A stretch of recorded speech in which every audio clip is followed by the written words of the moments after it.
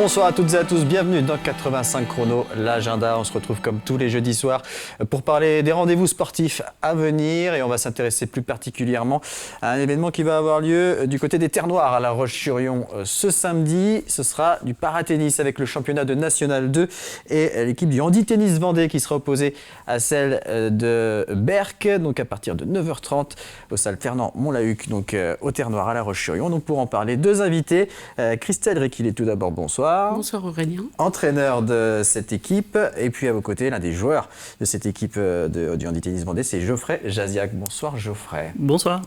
Alors, c'est reparti pour ce championnat par équipe qui n'avait pas eu lieu depuis un certain temps, depuis 2019, c'est ça? Depuis 2019, oui. Et donc, National 2 face à une équipe de Berck qui, sur le papier, Christelle, est un peu moins forte. Un peu moins forte, oui. Nous sommes dans une poule où nous sommes un peu plus forts et voilà, on espère remporter cette rencontre et la suivante qui sera le 27 février à Orléans. Donc voilà, une poule de 3, donc avec Berck et Orléans, et ensuite la première équipe qualifiée pour la phase finale qui aura lieu à Saint-Malo du 15 au 16 avril. Geoffrey, objectif, la montée en N1 ? Le premier objectif, ça va être d'aller à Saint-Malo, déjà, de sortir de cette poule. Et après, si on peut accéder à la N1 à l'issue de la phase finale, ça serait un beau parcours. Alors, Christelle, est-ce que vous pouvez présenter un petit peu cette équipe composée de 3 joueurs ? Donc il y a Geoffrey en numéro 1, qui est numéro 7 français et 48e mondial. Pierre-Jean Gautron, qui est numéro 16 français. Et Vincent Pogu, qui est 76 français. Alors Geoffrey, vous êtes à La Roche depuis 2019, c'est ça ? C'est ça, ouais. J'ai intégré le club du Handi-Tennis en 2019. Ouais. Est-ce que vous pouvez revenir un peu sur votre parcours, justement J'ai commencé le paratennis fin 2016, début 2017, du côté d'Orléans, justement, le club qu'on va affronter. Ensuite, j'ai fait 2 ans, à peu près 2 ans là-bas. J'ai fait une petite escapade sur Marseille, d'une petite année, et ensuite je suis arrivé ici au club du Handi-Tennis Vendée, et là pour l'instant tout se passe très bien. Alors pourquoi la Vendée? Comment vous êtes arrivé ici justement? La Vendée, parce qu'il fallait que je change, j'ai changé ma structure d'entraînement et puis je me suis également rapproché de ma compagne, donc j'ai réussi à allier les deux, le tennis et la vie personnelle. Alors on voit quelques images de vous. C'était la semaine dernière, à l'occasion de la semaine olympique et paralympique. Vous interveniez auprès de collégiens, notamment du côté de Belligny. Christelle, on rappelle peut-être comment se passent ces rencontres de championnat par équipe, comment elles se déroulent? Donc la composition de la rencontre, c'est 2 simples et un double. Voilà. Avec les règles normales du tennis valide. Voilà. Et on se sait désormais est-ce qu'on sait déjà qui va composer le double, ou est-ce que vous gardez le secret jusqu'au dernier moment? On garde le secret. D'accord, on ne saura pas donc, qui jouera ce double, donc à partir de 9h30 aux Terres Noires. Donc on a présenté les joueurs avec leur classement, mais plus précisément, comment vous pouvez décrire un peu ce groupe, particularité de ce groupe? Déjà, est-ce qu'ils se retrouvent régulièrement pour s'entraîner ensemble? Non, c'est assez compliqué au niveau des horaires et de chacun. Mais on essaie quand même de se retrouver de temps en temps, pour jouer ne serait-ce que des doubles, s'entraîner un peu en double. Mais voilà, ça reste assez rare quand même, mais on essaie. C'est un problème ça, Geoffrey, de pas échanger tant que ça avec ses coéquipiers? Ça reste un petit peu gênant.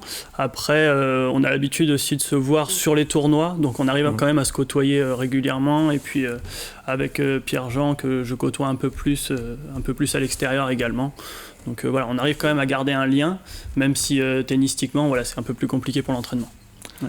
On va continuer bien sûr à parler de tennis fauteuil et donc de ce match de National 2 de ce week-end et puis du Handi-Tennis Vendée de manière un peu plus générale. Mais avant cela, un résultat de ring hockey, puisqu'il y avait un match en retard de National 1 Elite, match en retard de la 9e journée ce mercredi soir, et c'était le derby vendéen entre la Vendéenne et le Poiré-Survie à la salle de l'Angélemière à La Roche-sur-Yon.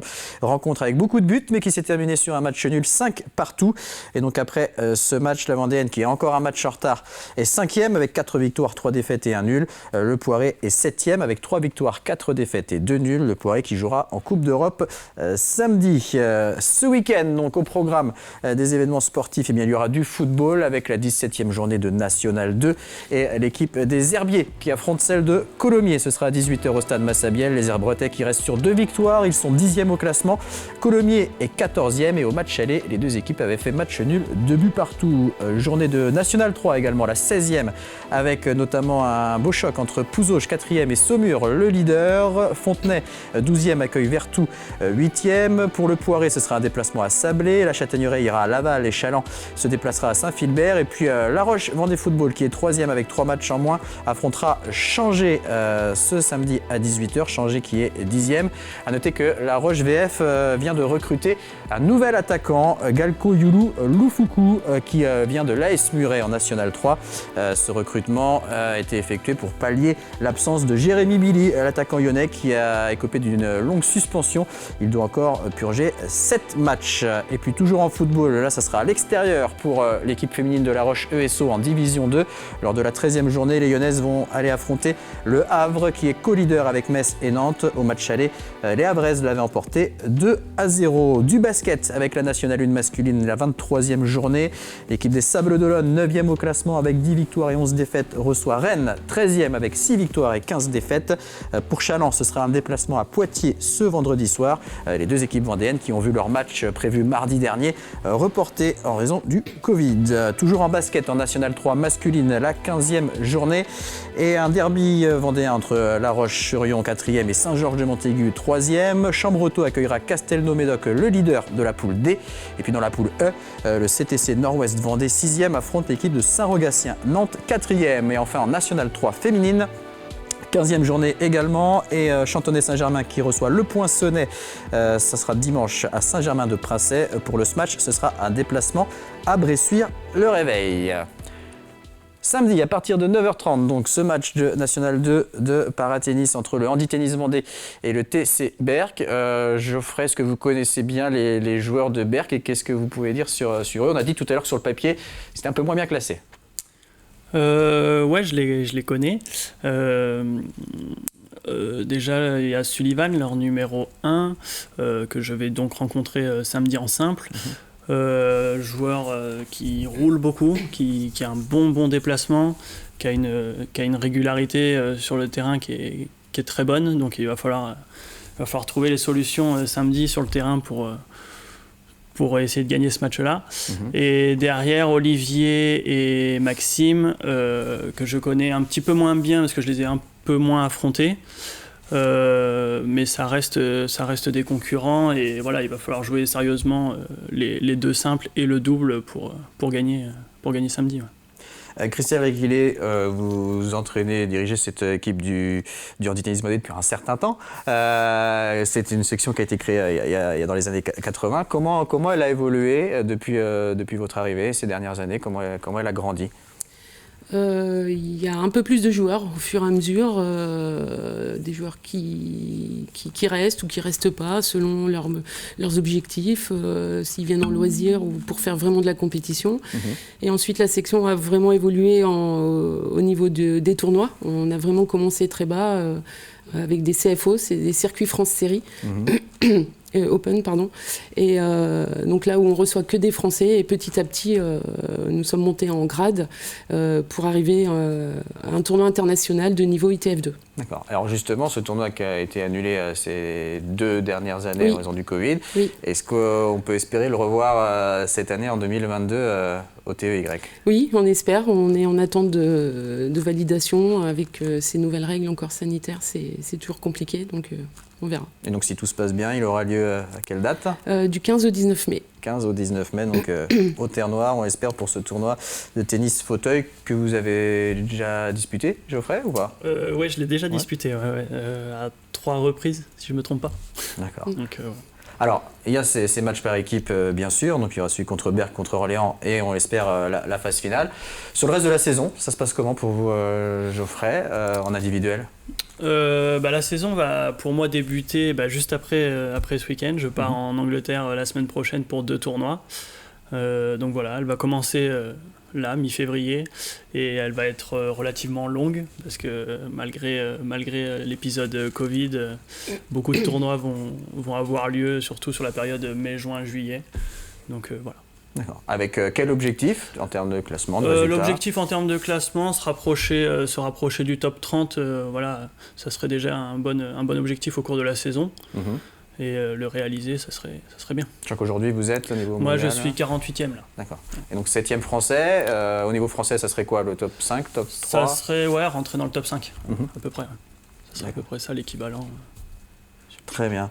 On va s'intéresser au reste de l'actualité sportive avant d'énumérer les autres rendez-vous sportifs. Et un mot de voile, puisque la course Vendée Arctic Les Sables d'Olonne, qui s'élancera de Port-Olona le 12 juin, a été présentée cette semaine au département de la Vendée. Une épreuve du circuit IMOCA qui sera la première qualificative pour le Vendée Globe 2024. Un parcours d'environ 3500 milles avec notamment le Tour de l'Islande, un parcours qui pourrait être modifié en fonction des conditions dans la zone du cercle polaire. La SEM Vendée, organisatrice de l'épreuve, a désigné Francis Le Goff au poste de directeur de course. Il a notamment occupé cette fonction lors de la dernière Transat Jacques Vabre. Un village sera installé à Port-Olona du 4 au 26 juin. 25 skippers ont d'ores et déjà annoncé leur souhait d'être au départ de cette Vendée Arctic et les Sables d'Olonne. Parmi eux, 19 ont participé à la dernière édition du Vendée Globe.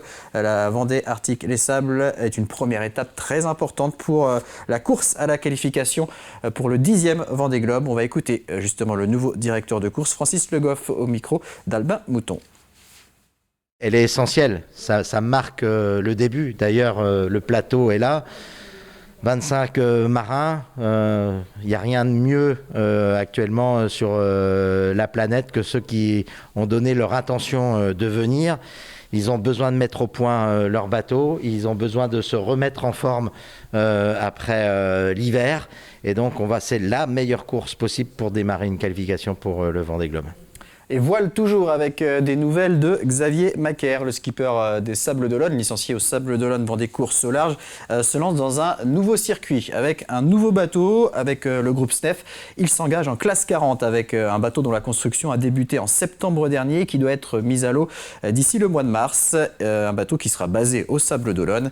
Les principaux objectifs de Xavier Macaire seront la Route du Rhum en novembre prochain et la Transat Jacques Vabre en 2023.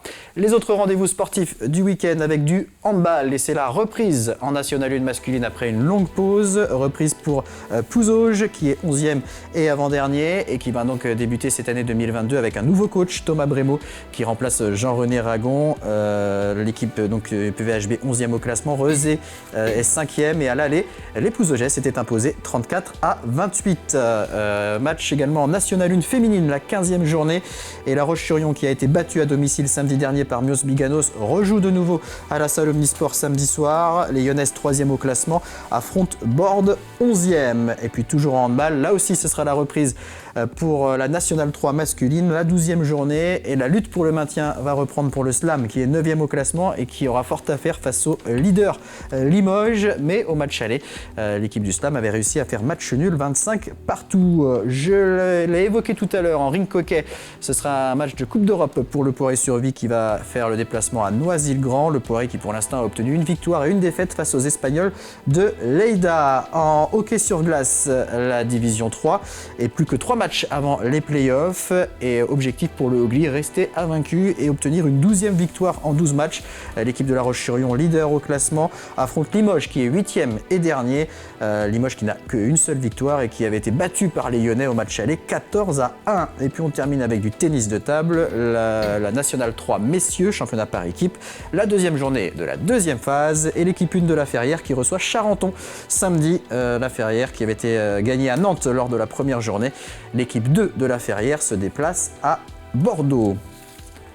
Allez, on continue avec le handi tennis, paratennis, tennis fauteuil. Alors, je ne sais pas comment dire, tout convient pour... Paratennis. Paratennis, d'accord. Oui. Donc, pas tennis fauteuil. Non, plus tennis fauteuil. On ne dit plus tennis fauteuil, non, d'accord. Depuis 2019, je sais d'accord. plus. Donc, on 2018. est que sur du paratennis. Voilà, on est rattaché à la Fédération française de tennis. Donc, Geoffrey, à quoi ressemble pour vous une semaine type en termes d'entraînement, de préparation Une semaine type, c'est 5 entraînements tennis par semaine, c'est 3 entraînements prépa physique, c'est une séance prépa mentale et un petit peu de nutrition à côté de ça, faire un petit peu attention à ce qu'on mange, et mon emploi à côté, à mi-temps au comité départemental handisport. D'accord, en tant qu'éducateur sportif. En tant qu'éducateur sportif et agent de développement, oui, c'est ça. Ouais. Et vous êtes entouré par une équipe pour vous préparer justement?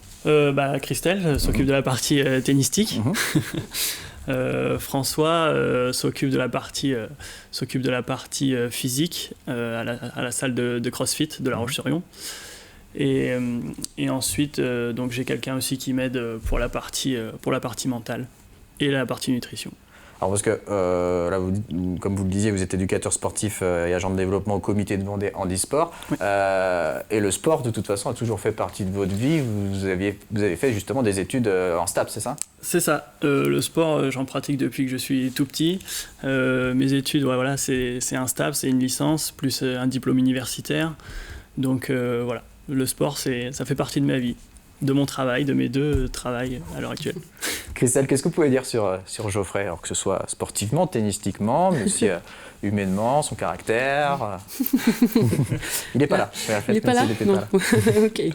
Non, c'est quelqu'un qui est très motivé, qui a des objectifs, donc qui se tient vraiment à l'entraînement, qui est très performant, un peu trop exigeant envers lui-même des fois, mais il faut aussi, pas trop, mais donc voilà, c'est assidu sur tout ce qu'il entreprend, et voilà, objectif 2024, on espère.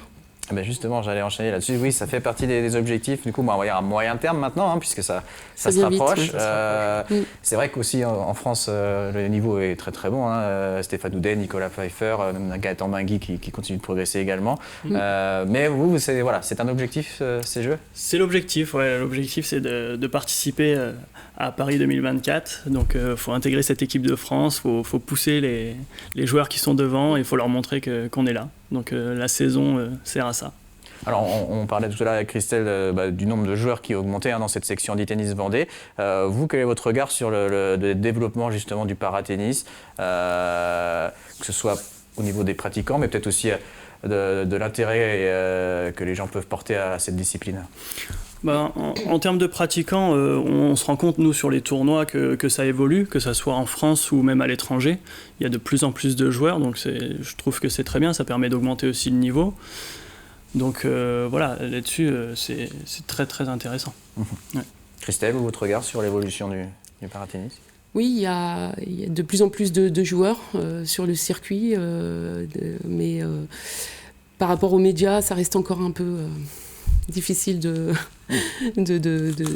transmettre, de faire parler de ce sport encore un peu méconnu, je pense. Et les Jeux de 2024 pourraient aider à faire parler un peu plus de cette discipline, et on espère donc que Geoffrey sera présent, tout comme les autres Vendéens, Stéphane Houdet, médaillé bien sûr lors des derniers Jeux, encore Gaëtan Mingui qui a participé lui aussi aux derniers Jeux à Tokyo. Merci beaucoup en tout cas d'être venu nous rendre visite. On vous souhaite un très bon match samedi, on le rappelle, à partir de 9h30 au Terre Noire face à Berck, donc pour cette première journée de National 2. Merci beaucoup de nous avoir suivis. Je vous donne rendez-vous lundi à 12h45 pour 85 chrono le terrain. Très bonne fin de semaine à tous.